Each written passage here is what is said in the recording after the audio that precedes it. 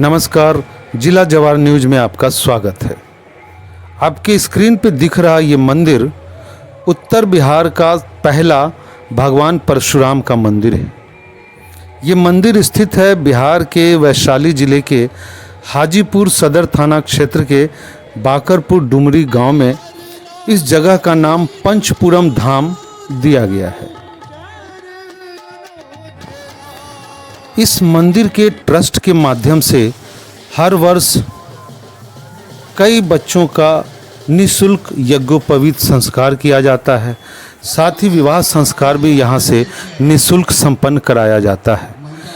इन सब चीज़ों की देखरेख मंदिर के ट्रस्टी लोग ट्रस्ट के माध्यम से करते हैं। यहाँ होने वाले किसी भी यज्ञोपवीत संस्कार या विवाह संस्कार के लिए एक पैसा नहीं लिया जाता है। मंदिर ट्रस्ट की तरफ से निःशुल्क आयोजन किया जाता है। हरे भरे बगीचे के बीच बना ये मंदिर अपने आप में भव्यता, आस्था और विश्वास समेटे हुए है। इस मंदिर के चारों तरफ फैला बगीचा इस मंदिर को और भव्यता प्रदान करती है। भगवान परशुराम की ये प्रतिमा, जहाँ बिहार के बाहर से भी लोग, उत्तर प्रदेश से भी लोग आते हैं। बिहार के उप मुख्यमंत्री विजय कुमार सिन्हा भी जहाँ पधारे हैं।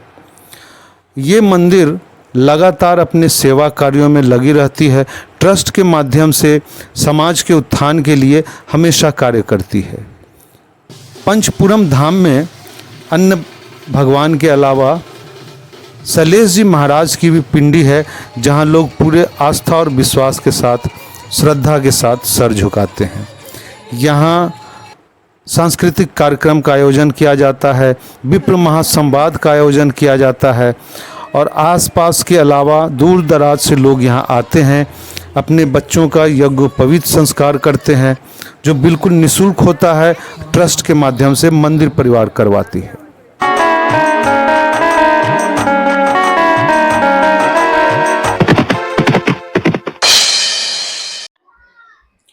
नमस्कार, अभी हम हैं बिहार के वैशाली जिले के हाजीपुर सदर थाना क्षेत्र के बाकरपुर डुमरी गांव में और हम खड़े हैं भगवान परशुराम के मंदिर में। ये है पंचपुरम धाम मंदिर जो बाकरपुर डुमरी में स्थित है और इस ट्रस्ट के जो अध्यक्ष हैं वो हमारे साथ हैं। इनसे जानने की कोशिश करते हैं कि अभी जो कार्यक्रम हो रहा है यज्ञोपवीत संस्कार का, वो कितने बच्चे हैं, क्या योजना है इनकी और लोगों का सहयोग कैसा रहा है। मनीष जी, आपका बहुत बहुत स्वागत है हमारे चैनल पे। और जानना चाहेंगे कि ये ट्रस्ट पहली बार बना है, इससे पहले मंदिर था लेकिन ट्रस्ट नहीं था, तो ट्रस्ट बनाने के पीछे क्या उद्देश्य है? देखिए, सबसे पहले आप सभी को बहुत बहुत धन्यवाद। और यही है कि जब ट्रस्ट लगभग 5 साल नहीं रहा है, फिर छठे साल में पूर्व जो अध्यक्ष श्याम किशोर ठाकुर अधिवक्ता, उनके द्वारा कहा गया कि इसको नवयुवकों को दे दिया जाए और आप लोग काम करके समाज को जोड़िए। तो हम लोगों ने एक प्रक्रिया के तहत ट्रस्ट बनाया। अध्यक्ष की जिम्मेवारी उन्होंने मुझे सौंपी और आज पिछले 6 महीने हुए हैं ट्रस्ट बने हुए और 6 महीने में लगभग 50,000 लोगों से हमने व्यक्तिगत संपर्क किया। अच्छा, 50,000 लोगों से आपने व्यक्तिगत संपर्क? हाँ, मैं सुबह 6 बजे से 9 बजे के बीच में मैं घर से निकलता था और रात के 11-12 बजे, 1-1 बजे, 2-2 बजे रात में मैं लौटा हूँ और लगभग 7-8 जिले में घूमा हूँ और वैशाली में सबसे ज्यादा लगभग 45,000 से लोगों से मैं मिला हूँ और 5-4 लोग लगभग बाहर के हैं। अच्छा, तो सुबह आप निकलते हैं, रात में लौटते हैं, बस ट्रस्ट के काम से, भगवान परशुराम के काम से। तो इससे तो आपका जो व्यक्तिगत काम है वो भी प्रभावित हो रहा होगा। पूरी तरीके से आप डिवोटिव हैं अभी? देखिए, मैं पत्रकारिता में हूँ और इसी जनसंपर्क के आधार पर मुझे यह जिम्मेवारी दी गई है। मेरी कुछ पारिवारिक उलझन और निजी जीवन में कुछ उलझनें थी, जिसकी वजह से मैं 1.5 साल से डिस्टर्ब था। तो समझिए कि एक अच्छे वक्त पे मुझे एक अच्छी जिम्मेवारी मिल गई, क्योंकि मन लग नहीं रहा था कामों में। किताब पढ़ के भी बोर हो रहा था। मैं कई किताब लिख रहा हूँ, परशुराम जी पे भी 2 किताब तैयार मैं कर रहा हूँ, मैगजीन तैयार हो रही है, प्लस मेरा वैशाली को लेकर ये बहुत सारे क्षेत्र में किताब लिख रहा हूँ, तो वो सब कर रहा था। इसमें ये जब जिम्मेवारी आई तो मुझे बहुत अलग महसूस हुआ और क्योंकि जनसंपर्क मेरा एक सबसे बड़ा उद्देश्य है और क्योंकि भगवान परशुराम को लेकर के समाज में, सरकार में और व्यवस्थाओं में कोई जगह नहीं है। तो इन व्यवस्थाओं के लिए सिर्फ ब्रह्मर्षि परिवार, जिसे भूमिहार ब्राह्मण कहते हैं, वही प्रमुखता से है। अच्छा, एक बात जानना चाहूंगा कि कहीं भगवान को टाइप तो नहीं किया जा रहा है कि ये फलाने जाति के भगवान, ये चिलाने जाति के भगवान। जैसे भगवान परशुराम है, ये तो माना जाए तो सबों के लिए भगवान है, विष्णु के छठे अवतार हैं, तो ये तो सबके लिए भगवान है, फिर ये टाइप क्यों? देखिए, यहाँ जो शैक्षणिक व्यवस्था है उसमें शोध के लिए जगह नहीं है। भारत में शोध होता नहीं है। जितने भी पीएचडी होल्डर इस देश में हैं, मुझे नहीं लगता है कि बहुत अच्छे स्तर पे शोध होता होगा। इसमें अगर शोधकर्ताओं के रूप में देखिएगा तो पीएचडी होल्डर में 20% से ज्यादा शोधकर्ता नहीं मिलेंगे आपको। मतलब कभी ना कहीं इसमें भी है कि 80% लोग जो बने बनाए कुछ बातें हैं वो थीसिस लेके पूरा पीएचडी कर लेते हैं। देखिए, पीएचडी मैं भी कर रहा हूँ और जो प्रक्रिया में मैंने देखा तो उसमें पता ये चला कि आप कहीं से कॉपी पेस्ट करिए। आजकल कुछ ऑनलाइन की व्यवस्था हुई है तो कुछ टैग किया जाता है, ये फिर भी कॉपी पेस्ट का प्रचलन आज भी है। स्वतंत्र रूप से लिखने की परंपरा अभी नहीं है।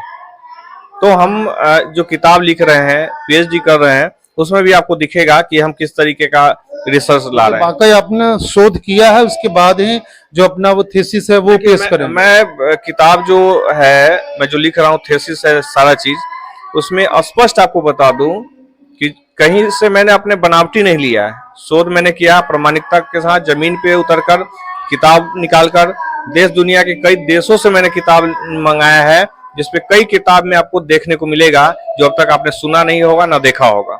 भगवान परशुराम जी को लेकर के जो एक मिथ्या हो गई कि राजपूतों का उन्होंने क्षत्रिय वंश का संहार किया, तो वो हर वंश और कई जो अपराधी प्रवृत्ति के लोग थे, जो समाज के लिए घातक थे, उनका वध किया। उसमें क्षत्रिय का मतलब सिर्फ आज के समाज के हिसाब से राजपूत नहीं होता है। क्षत्रिय मतलब जो छत्रक हो। आप परशुराम जी को जानते होंगे कि उनका वर्ण जरूर ये है ब्राह्मण, लेकिन उनके गुण क्षत्रिय वाले हैं।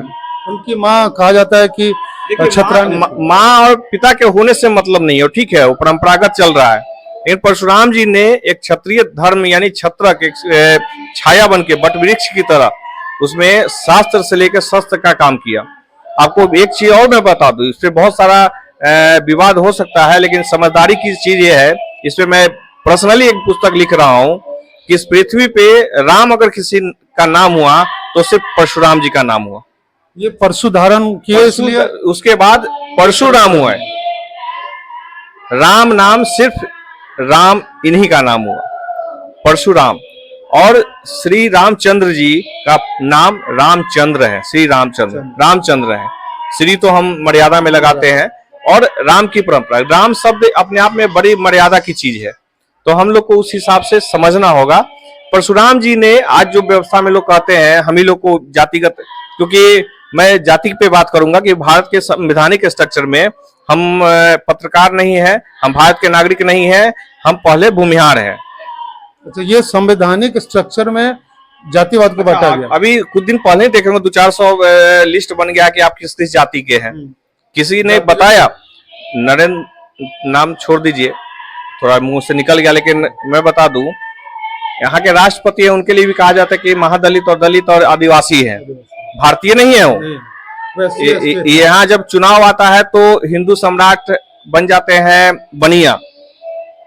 तो बहुत सारे समीकरण में देखिएगा तो ये जाति व्यवस्था के तहत है, क्योंकि भगवान परशुराम हमारे वंशज है, हम उनके वंशज है, हम उनके मार्गदर्शन में अनुयायी हैं। उनके यहाँ पे मंदिर में बड़े बड़े लोग थे जिन्होंने बहुत समर्पण के साथ काम किया, लेकिन लोगों ने मुझे मौका दिया जो मैं कहीं से नहीं चाह रहा था, लेकिन अगर मिला है तो भगवान की कुछ न कुछ कृपा है। तो इस पे बता दूं कि आपकी वेबसाइट भी लॉन्च किया हूँ आज ही, अक्षय तृतीया के दिन। कल के सभा के बाद आज वेबसाइट हम लॉन्च किया है। वेबसाइट पूरी तरीके से मतलब कल से या आज से काम करने लगे? वेबसाइट लाइव हो गया है, हम लोगों ने अभी लाइव किया है या मंदिर से ही। आपको एक बार हमारे दर्शकों को आप अपने वेबसाइट का जो वेब एड्रेस है वो बता दें। परशुराम पंचपुरम धाम .in। अच्छा, ये क्या बोले, परशुराम? परशुराम पंचपुरम धाम .in। ये वेबसाइट आज यहाँ से लॉन्च किया गया। उस वेबसाइट पे जाके आप देख सकते हैं, मंदिर के बारे में जान सकते हैं, यहाँ पहुंचने के बारे में सारा कुछ इस मंदिर के बारे में दिया गया। वेबसाइट जो है अभी वो अभी अधूरा है, क्योंकि आज हम लोगों ने लॉन्च किया है। जल्दी जल्दी में 2-4 दिन में ही काम हुआ है। एक सप्ताह के अंदर अभी तक के सफर पे पूरी जानकारी आपको मिल जाएगी। परशुराम जी पे भी नई नई स्टोरी और नई नई जानकारी जो अब तक लोग पे धीरे धीरे हम 1 महीने में आपको अपलोड कर देंगे। साथ ही साथ यहाँ आने जाने का, जुड़ने का माध्यम हम सब कुछ वहाँ पे कर रहे हैं।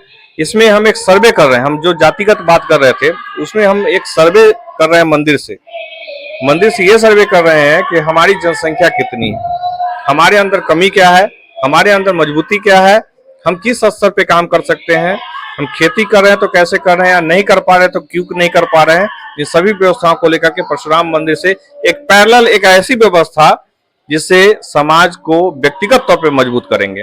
हम आपको बता देते हैं यहाँ पे और कि इस स्टेटमेंट के बाद लोगों को यह नहीं लगना चाहिए कि हम जातिगत बात कर रहे हैं, क्योंकि हम जब उस वेबसाइट पे तो कोई भी आदमी जाके अगर आप जो जानकारी देते हैं वो देख सकते हैं, या फिर अगर आप खेती की जानकारी देते हैं, किसी बिजनेस की जानकारी देते हैं, तो वो तो सभी को फायदा होगा। बिल्कुल नहीं, मैं सिर्फ समाज के लिए कर रहा हूँ।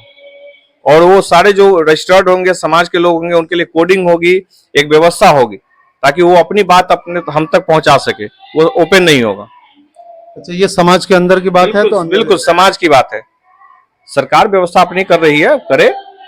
हम तो टैक्स देंगे ही, टैक्स तो दे करके पाल ही रहे हैं देश को, तो करेंगे, वो भी करेंगे। एक चुभता सवाल करना चाहेंगे कि भाई एक तरफ अभी हिंदू मुस्लिम किया जा रहा है और हिंदुओं में लगातार जातिवाद की बात हो रही है कि हम ये जाति के हैं, हम वो जाति के हैं, तो आपको ये नहीं लगता कि हम कहीं ना कहीं हिंदू धर्म जो है वो जातिवाद में बढ़ के कमजोर हो रही है?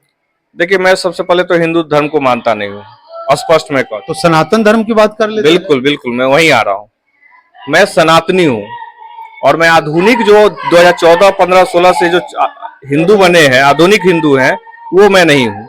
क्योंकि वो रहते रहते चुनाव के समय बनिया राजपूत बन जाते हैं, क्योंकि यही लोग सत्ता में है। दुसाध बन जाते हैं, चमार बन जाते हैं, सब कुछ बन जाते हैं। आपको जानना चाहिए, और मैं सबको बता दूं कि भगवान परशुराम सबसे पहले दबे कुचलों के लिए सहारा बने थे, जिनको अछूत कहा जाता था उस वक्त में भी। जैसे अछूत का मतलब उस समय ऐसा था कि जैसे बीमारी किसी को होता था ना, वो भी अछूत तो उसके साथ द्वेष भावना होती थी कि मैंने कोई पट नया इस तरीके से। व्यक्तिगत आदमी के रूप में कभी छुआछूत नहीं रहा है। ये सब ढकोसलाबाजी है, अंग्रेजी काल में हुआ, और अंग्रेजों के साथ जो दलाली किए। आजकल बहुत सारे बिंदुओं पे मैं बात यहाँ से रखूंगा तो लोगों को लगेगा, क्योंकि उनका विकास क्यों नहीं हो रहा है। जिनकी बात होती है देश में लगातार होती है, वो विकास क्यों नहीं कर पा रहे हैं। तो उनका विकास हो जाए तो राजनीति कहां से चलेगा? यही तो मैं कह रहा हूं। मैं तो सीधे कह रहा हूं कि भारत के संवैधानिक स्ट्रक्चर ही गलत है। या तो आरक्षण की जो दे रहे हैं ये लोग, वो आरक्षण, हाँ, सबसे पहले आप हिंदू मुस्लिम की बात कर रहे थे, तो मैं बता दूं, हिंदुत्व कोई कुछ नहीं है, सनातन धर्म है। और सनातन में अगर हम लोग परशुराम वंशज हैं, तो जैसे ही हम ऊपर उठेंगे ना, तो समाज के एक एक वर्ग को हम लेके चलने वाले लोग हैं। आप याद करिए, गेहूं कटता है हम लोग के खेत में आज भी, तो माली के लिए अलग रखा जाता है, हजाम के लिए अलग उसका कुड़िया रखा जाता है, पंडित जी के लिए पंडित जी के अलग से रखा जाता है। और जो समाज में कमजोर है, वो भी अगर पहुंच जाता है कि बाबा चचा तनका हमरो मदद करूं, तो हम लोग झिझकते नहीं है, उठा करके एक मुट्ठी उनको भी देते हैं, और वैसे वैसे जमा करके हम लोग से ज्यादा वो लोग जमा अपना कर लेते हैं। फिर भी संवैधानिक और राजनीतिक व्यवस्था के कारण भूमिहार ब्राह्मणों को गाली देते हैं लोग, जिनको पढ़ने का के लिए आज तक जो भी बड़े नेता उनके दलितों के उद्धारक हुए, वो सभी को आप अगर देखेंगे तो वो सभी लोग शिक्षा पे बात नहीं करते हैं। नहीं, अगर सभी शिक्षित हो जाएंगे तो झंडा फिर कौन ढोएगा? फिर राजनीति मारा पड़ जाएगा। ये तो मुझे लगता है कि नेता लोग ये चाहते हैं कि आप शिक्षित ना हो, फिर झंडा कौन ढोएगा? भारत की राजनीति में मुझे कोई आस्था नहीं है, और मुझे आजीवन कभी चुनाव नहीं लड़ना है। मैंने 3 साल पहले अपना एक किताब लिख के भी उसमें लिख दिया था कि मुझे जीवन में कभी चुनाव नहीं लड़ना है। तो बहुत सारे लोग डरते हैं। परशुराम मंदिर के अध्यक्ष बनने के बाद कार्यक्रम जब कल हुआ तो मुझे सुनने में आया कि भाई आप चुनाव लड़ना चाहते हैं, हालांकि जो लोग अच्छा, लोगों को ये लग रहा है कि ये मंदिर के बहाने अपने राजनीति चमकाना चाह रहे हैं, अपना चेहरा चमकाना चाह रहे मुझे गांधी बनने में कोई दिक्कत नहीं, मोहन भागवत बनने में मुझे कोई दिक्कत नहीं। समझ गए होंगे कि मैं क्या करना चाहता हूँ। व्यवस्थाएं मजबूत होंगी, समाज मजबूत होगा, सब कुछ ऑटोमेटिक मजबूत हो जाएगा। हैं। अच्छा, एक